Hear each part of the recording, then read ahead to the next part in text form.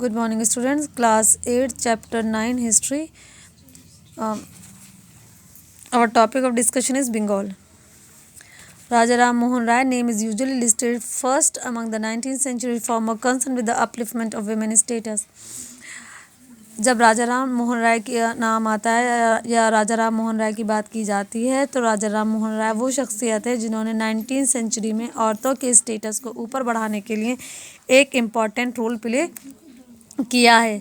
और आज समाज में औरतों का जो स्टेटस है वो राजा राम मोहन राय की वजह से ही क्योंकि अगर राजा राम मोहन राय ने सती के ख़िलाफ़ या औरतों को जिस तरह से समाज में ट्रीट किया जाता था उसके ख़िलाफ़ आवाज़ नहीं उठाई होती तो आज औरतें समाज में बहुत पीछे होती। Historians have often called him the father of modern India. Historians जो तारीखदान जो मौर्रिख हैं वो राजा राम मोहन राय को कहते हैं फादर ऑफ मॉडर्न इंडिया। यानी कि कोई आपसे पूछता है कि who is the father of modern India तो कोई पूछता है कि who is the father of modern India तो आप कहेंगे Raja Ram Mohan Roy. And a champion of the women's right. इसके अलावा राजा राम मोहन राय को वेमेंस राइट का चैम्पियन भी कहा जाता है। He work tirelessly to reform the Indian society. Raja Ram Mohan Roy ने इंडियन सोसाइटी में फैली हुई इंडियन समाज में फैली हुई भारतीय समाज में फैली हुई तमाम बुराइयों को दूर करने के लिए बहुत ज़्यादा काम किया है। ही establish the Brahmo Samaj to work for the social welfare. इस राजा राम मोहन राय ने ब्रह्मो समाज इस्टेब्लिश किया क्यों? ताकि समाज के जो भलाई के काम हैं जो वेलफेयर एक्टिविटीज़ हैं वो तमाम काम अंजाम दिए जा सकें। Brahmo Samaj campaigned against sati child marriage polygamy caste distinction and untouchability. Brahmo Samaj जो है वो किस के अगेंस्ट था? सती प्रथा मैंने आपको बताई थी कि हस्बैंड के मरने पर उसकी वाइफ को जला दिया जाता था। चाइल्ड मैरिज क्या? बच्चों की शादी कर देना। पॉलीगैमी कास्ट डिस्टिंक्शन अनटचेबिलिटी छुआछात। इसी तरह कास्ट डिस्टिंक्शन यानी कि जात के नाम पर भेदभाव करना। तो हमारे समाज में ये तमाम बुराइयां फैली हुई थी और इन तमाम बुराइयों के ख़िलाफ़ ही राजा राम मोहन राय ने आवाज़ उठाई और इन बुराइयों को दूर भी किया। His campaign against sati arouse opposition of the orthodox Hindus who attacked him bitterly. Raja Ram Mohan Roy ने जो एक तहरीक कैंपेन चलाई थी सती प्रथा के ख़िलाफ़ तो ये एक तरह से जो ऑर्थोडॉक्स हिंदू थे वो उनके अगेंस्ट में चले गए और उन्होंने उन पर अटैक तक किया और बुरी तरीके से उनको मारा भी। Nevertheless he was successful in getting a ban imposed on Sati in 1829 under governor general Lord William Bentinck. और आखिरकार 1929 में सती जो प्रथा थी उस पर बैन लगाने में राजा राम मोहन राय कामयाब हो गए। यानी कि governor general Lord William Bentinck की लीडरशिप में सती प्रथा पर बैन लगा दिया गया और 1829 के बाद किसी भी औरत को सती के नाम पर जलाया नहीं गया। His work was carried forward by Keshav Chandra Sen who tried to bring women into new role through school and prayer meeting. Raja Ram Mohan Roy का जो भी काम था उसको केशव चंद्र सेन ने आगे बढ़ाया और उन्होंने क्या किया? उन्होंने स्कूल्स और प्रेयर मीटिंग के ज़रिए औरतों का एक नया रूल सामने लेकर आए वो। यानी कि उन्होंने औरतों की एजुकेशन पे काम किया, स्कूल्स इस्टेब्लिश करवाए ताकि औरतों को पढ़ने लिखने का भी मौका मिल सके। Ishwar Chandra Vidyasagar champion the cause of the female education. अगर हम फीमेल एजुकेशन की बात करें तो ईश्वर चंद्र विद्यासागर का नाम सबसे पहले आता है क्योंकि फीमेल एजुकेशन पर ईश्वर चंद्र विद्यासागर ने ही सबसे पहले बात की। As an inspector of school he set up as many as 35 school for girls. School के इंस्पेक्टर की हैसियत से ईश्वर चंद्र विद्यासागर ने लगभग लड़कियों की पढ़ाई के लिए 35 स्कूल खुलवाए।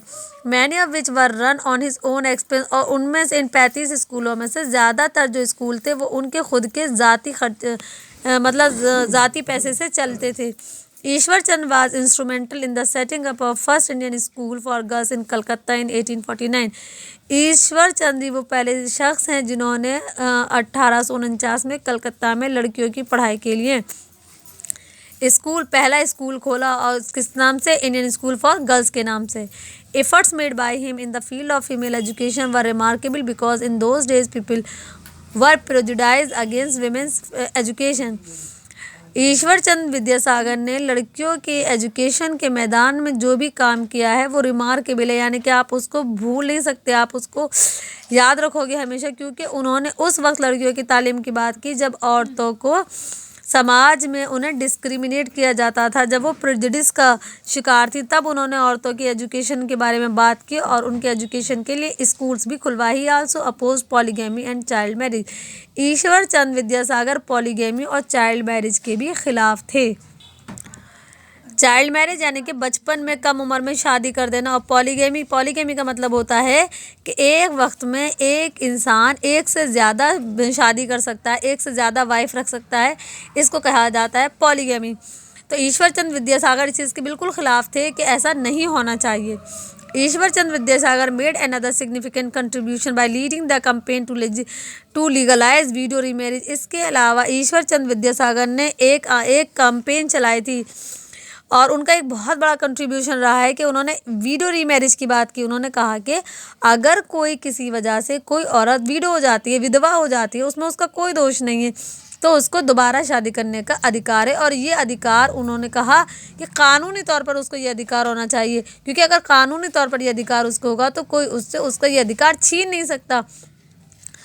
तो ईश्वर चंद्र विद्यासागर ने बात की कि अगर, क्योंकि औरतों को जो समाज में बहुत बुरी तरीके से ट्रीट किया जाता था, और अगर वो विडो हो जाए, अगर वो विधवा हो जाए, तो बस उसको तो ज़िंदगी हराम। आपने कुछ फिल्मों में भी देखा होगा, कुछ फिल्मों में भी बात दिखाई गई है। जैसे कि मतलब अगर कोई विडो हो जाती है तो जैसे कि शादी ब्याह के फंक्शन से वहाँ वो नहीं जा सकती, उस तरह की रस्म रिवाजों में वो जो लेडी है वो उसमें इन्वॉल्व नहीं हो सकती, क्योंकि उसे समझा जाता है मनहूस है। तो इस तरह की मेंटालिटी के लोग होते हैं। आप लेकिन जिस काम में उस इंसान का कोई दोष ही नहीं है, तो उसको आप कैसे इस तरह से उसके बारे में इस तरह से कह सकते हो मनहूस है, बुरा है, ये है। ईश्वर और बहुत बुरी कंडीशन, उनको मतलब घर से अलग कर दिया जाएगा। वो अलग रहेंगी, अलग रूम में रहेंगी, अलग खाना खाएंगी, वो घर वालों के साथ नहीं रह सकती, खाना नहीं खा सकती। सफ़ेद कपड़े हो जैसे कि उनके लिए कंपलसरी मैंडेटरी कर दिए जाते हैं कि कोई कलरफुल ड्रेस नहीं पहन सकती सिवाय सफ़ेद साड़ी के। इसके अलावा बिल्कुल सादा खाना खाएंगी, कुछ अच्छा बुरा खा नहीं सकती। इस तरह की चीज़ें ईश्वर चंद्र विद्यासागर ने कहा इसमें उनका कोई जब दोष ही नहीं है तो वो क्यों उसे दोबारा शादी करने का अधिकार नहीं है। तो उन्होंने इस के लिए एक कैंपेन चलाई और आखिरकार जो कहा उन्होंने, उनका एक बहुत बड़ा कंट्रीब्यूशन रहा है कि जो विडो थी उनको दोबारा शादी करने का कानूनी अधिकार मिल गया। Despite opposition from the different parts of the society he urged the British to pass a legislation enabling the Hindu widow to remarry. तमाम जो हमारी सोसाइटी में, क्योंकि हमारी सोसाइटी में बहुत सारे लोग हैं जो मतलब बहुत कंजर्वेटिव सोच के लोग होते हैं, तो जब ईश्वर विद्यासागर ने वीडियो रीमैरिज की बात की तो सोसाइटी में मौजूद अलग अलग वर्ग के लोगों ने, अलग अलग सेक्शन के लोगों ने उनके खिलाफत, उनके अगेंस्ट में चले गए और कहा कि ऐसा नहीं हो सकता कि भाई एक वीडियो दोबारा शादी करे। लेकिन तमाम लोगों की नाराज़गी और जो भी लोग उनके अपोजिशन में चले गए, सबको बर्दाश्त करते हुए ईश्वर चंद्र विद्यासागर ने ब्रिटिश गवर्नमेंट को मजबूर किया और ब्रिटिश गवर्नमेंट को प्रेशराइज़ किया और ब्रिटिश लेजिस्लेचर को प्रेशराइज़ किया कि लेजिस्लेचर जो है ना वो कानून बनाए कि जो भी हिंदू विधवा औरतें होती हैं उनको शादी करने का अधिकार है। As a result of his effort the widow remarriage act was pass in 1856 और ईश्वर चंद्र विद्यासागर की वजह से 1856 में वीडियो रीमैरिज एक्ट पास हो गया। The marriage of a widow and first one from the upper caste was celebrate in Calcutta on 7 December 1856 under the supervision of the Ishwar Chandra Vidyasagar. और पहली जो शादी हुई थी, वीडियो की जो शादी हुई थी वो हुई थी अपर कास्ट में हुई थी और ये शादी हुई थी 7 दिसंबर 1856 में। और ये शादी हुई थी ईश्वर चंद्र विद्यासागर के ही सुपरविजन में। Vidyasagar personified the best of the 19th century reformer and demonstrated an untiring will for positive social actions. Ishwar Chandra Vidyasagar को 19th सेंचुरी का एक बेस्ट रिफॉर्मर माना जाता है क्योंकि उन्होंने सोसाइटी में बहुत से ऐसे काम किए जिससे सोसाइटी में पॉजिटिव चेंज आया है। By the turn of the century Swami Vivekananda, the founder of the Ramakrishna Mission in Calcutta, gave the further impetus to the cause of emancipation of women by emphasizing on spiritualism. By the turn of the century और जैसे जैसे वक्त आगे बढ़ता गया, स्वामी विवेकानंद कौन थे? स्वामी विवेकानंद है founder of the Ramakrishna mission के फाउंडर। ये जो रामाकृष्ण मिशन है ये कहाँ पर इस्टेब्लिश की थी उन्होंने? ये ग्रुप ये जो भी ऑर्गेनाइजेशन है ये इस्टेब्लिश की थी उन्होंने कलकत्ता में। और उन्होंने भी औरतों का जो कहा, उन्होंने कहा give further impetus to the cause of emancipation of women by emphasising on spiritualism. उन्होंने भी औरतों की बात की, औरतों को आगे बढ़ाने की बात की, सोसाइटी में जो भी औरतों का स्टेटस था उसकी ऊपर ले जाने की बात की। नेक्स्ट टॉपिक है हमारा महाराज। This topic I will discuss in next video. Thank you very much.